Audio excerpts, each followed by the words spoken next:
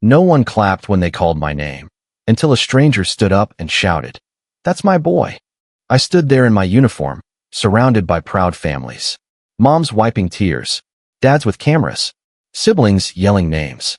I told myself I didn't care that I was alone, that my parents couldn't afford the trip. But when they called my name and no one clapped, I felt this awful pressure in my chest. I kept walking, eyes forward, trying to act like I didn't notice. But it hurt. It really hurt. Then I heard a loud voice from the back shout, "That's my boy." I froze. I looked up and saw an older man in a veteran cap, standing and clapping. I didn't know him. Everyone around me joined in. It got loud. After the ceremony, he found me and said, "No one should feel alone on a day like this." We sat and talked for a while. He lost his son a few years ago. I never asked why he picked me. Maybe he saw something familiar. He wasn't my dad, but he showed up like one, and I'll never forget that. Our new neighbor, a young soldier, sat alone outside his door on the 4th of July. So my dad did this. We had a new neighbor move in a few weeks before the 4th. Young guy, military haircut, barely spoke. We'd seen him coming and going in uniform, but that was it. On the 4th of July, our block threw its usual cookout. Flags up, grills out, everyone in lawn chairs. I was helping set up when my dad pointed. The guy was just sitting outside his door. Alone. In uniform. No food, no drink. Just sitting there quietly, watching. Without saying anything, my dad grabbed a plate, filled it with ribs and pie, and walked straight over. He stood there for a second, then said, "You don't spend the 4th like this." The guy looked up, surprised, then stood and followed him back over to the grill. They didn't talk much, but they sat side by side for a while. Ate in the sun like they'd known each other forever. That was the moment we stopped calling him the new guy. He wasn't just our neighbor anymore. He was part of the block. My grandpa saluted the flag backwards. His reason made me ashamed. At every 4th of July parade, my grandpa would stand tall during the national anthem, but he always turned his back to the flag. As a kid, I didn't get it. Everyone else faced forward, hands on their hearts. But he'd quietly turn around, facing the opposite direction. I used to tug his sleeve, try to correct him, whisper that he was doing it wrong. He never said a word, just stood still, hand raised in salute, eyes fixed on something I couldn't see. I didn't find out why until years later, when I finally asked him straight. He didn't hesitate, just pointed off toward the hills and said, "That's east. That's where they're buried." I stared at him, confused. He said, "My unit went down out there. My friends. I face them when I honor them." And suddenly, I felt ashamed. Ashamed that I ever questioned him. He wasn't confused. He knew exactly what he was doing. He wasn't saluting the flag the wrong way. He was saluting the people who never got to stand next to him. I saw a stranger wearing my grandfather's watch, so I asked him where he got it. What he said surprised me. I was waiting at the bus stop when I saw it. An old gold watch on a man's wrist. Same faded band. Same small crack near the face. I stared at it for a while before I got the courage to ask. I said, "Sorry, but that watch, it looks exactly like my grandfather's." He was a soldier. We lost it after he passed. The man didn't seem surprised. He looked down at the watch and nodded. "A soldier gave this to my father during the war," he said. "Told him, pass this to someone who'll remember me." He didn't know the soldier's name. Just remembered his father saying the man was young, quiet, and kind. The inscription was still there. I asked if I could read it. He slid it off carefully and handed it to me. Same message my grandpa always used to say, "Still here. Still yours." I stood there holding it, suddenly 10 years old again, sitting on my grandfather's lap. I never asked for the watch back. The man was wearing it for a reason. But I told him, "You remembered him. So do I." He said he didn't celebrate the 4th of July anymore. The reason made me cry. Our neighbor used to be the loudest guy on the block every 4th of July. Flags everywhere, music turned up, fireworks that shook the street. Then his son died overseas. After that, he stopped putting anything out. No chairs, no lights, just a quiet house. For a few years, we didn't see much of him during the holiday. He'd give a polite wave, then disappear inside. This year, my dad said, "Let's invite him anyway." So we did. No expectations. Just a plate and a seat. He showed up a little late. No flag shirt this time. Just a quiet smile and a bottle of root beer. He didn't talk much, just sat and watched the kids with sparklers. My dad offered him a hot dog. He nodded and took it, real soft. He laughed once when someone lit one of those spinning fireworks. And he stayed. Not the whole night, but long enough. Long enough to see the sky fill with color. Long enough to let us know he was still here. It wasn't loud like it used to be, but it meant something. The fireworks made her cry, and her reason broke me. She was always the tough one. Served overseas. First to volunteer for anything. Always showed up early. Never asked for help. We invited her to the 4th of July cookout and she said yes, no hesitation. She laughed, ate a burger, teased my dad about burning the corn. She seemed totally fine. Then the fireworks started. I saw her step back from the group, arms crossed. When the bigger ones went off, she started crying. I walked over, not sure what to say. I asked if the noise was triggering or if she needed space. She shook her head and said, "No. I just wish the ones I served with could see this. They would have loved it." She didn't say anything else. Just kept watching the sky. I stood there next to her, quiet. I had always assumed tears meant pain, that maybe she was overwhelmed. But that night, her tears were for joy she wished others could have felt.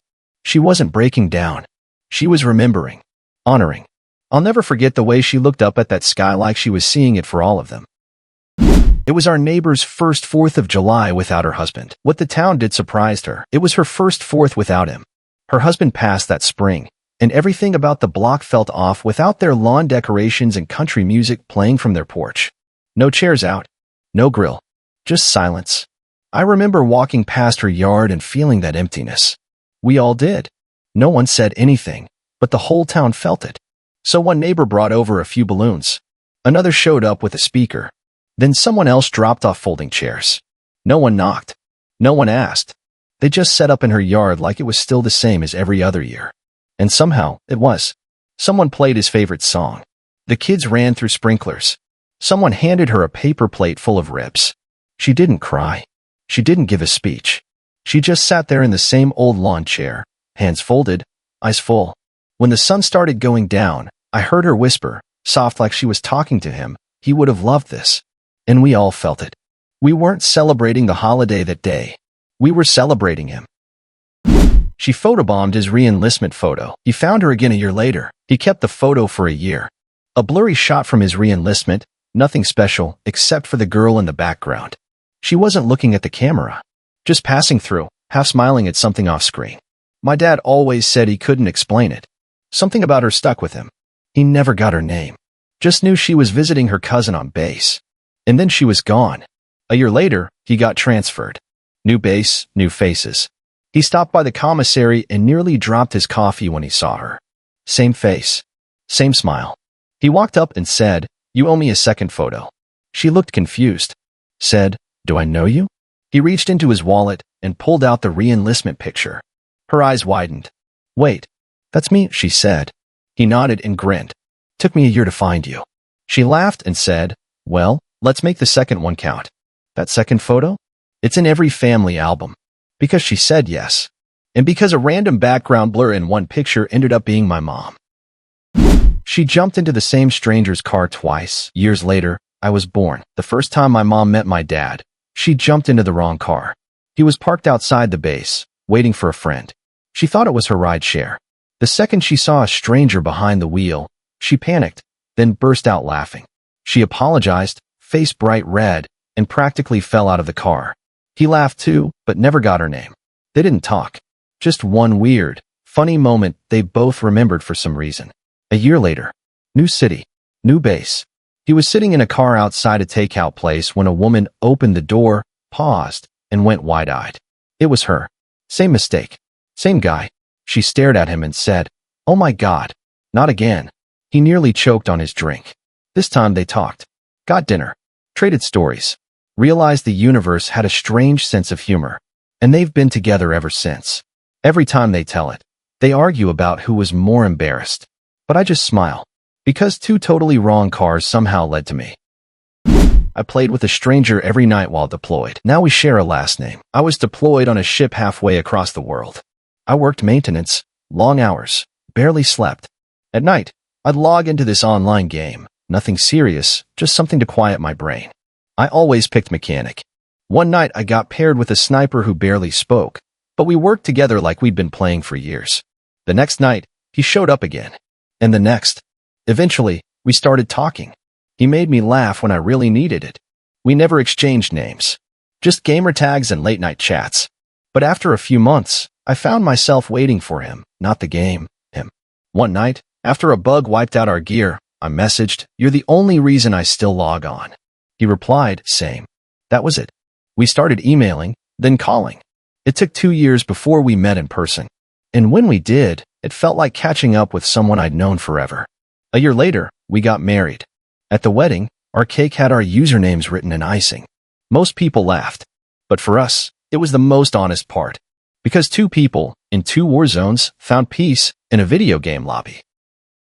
They met during a fire drill. Neither of them lived in the building. I always thought it was a weird anniversary photo. My parents, sitting on a curb in front of a parking lot, holding fries like it was a picnic. So I asked. That's when they told me how they met. During a fire drill. Neither of them lived in the building. She was visiting a friend. He was delivering food. The alarm went off, and everyone had to evacuate. She walked out confused, no shoes, holding someone else's cat. He was standing there with a paper bag of fries and no clue what to do next. Somehow, they ended up next to each other on the curb. He offered her some. She took a few. They talked while the fire trucks came and went. He didn't ask for her number, just gave her his receipt with his name and a smiley face. She called. And that random moment, a drill, a delivery, a handful of fries, turned into their first real conversation. Then a first date. Then everything else. That anniversary photo? It was taken right where they met. Same curb. Same pose. They still get fries every year. And now, I see it differently, not weird. Just honest.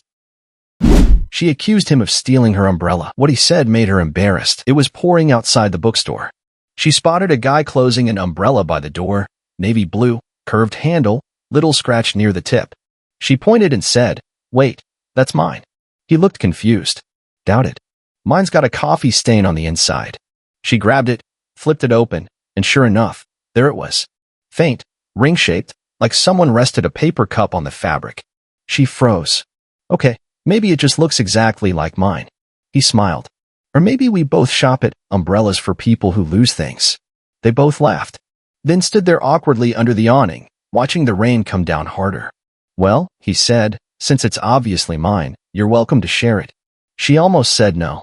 But something about it, the weird timing, the gentle sarcasm, made her nod. They walked in silence for a block. Then he asked if she came to that bookstore often. She did. He didn't. But after that day, he started. Weeks later, she found her old umbrella in the back of her closet. Still no coffee stain. They kept returning the same library book. What they found inside changed everything. My parents met because of a library book. Mom checked it out over and over. Same title. Same copy. She thought no one else cared about it, until she started seeing pencil notes in the margins. Thoughts. Jokes. Even arguments. It wasn't her handwriting. So she wrote back. Turns out, Dad was reading it too, during downtime at base. He noticed her notes, and instead of ignoring them, he started replying. That book became their meeting place. Page by page, they got to know each other without names, without faces, just margins. Then one day, on the last page, he left a phone number. No name. Just, if you want to keep this story going. She called. And they did. They still have that book. It never got returned. The library probably thinks it's lost. But it's on their shelf full of smudges, inside jokes, and the start of everything.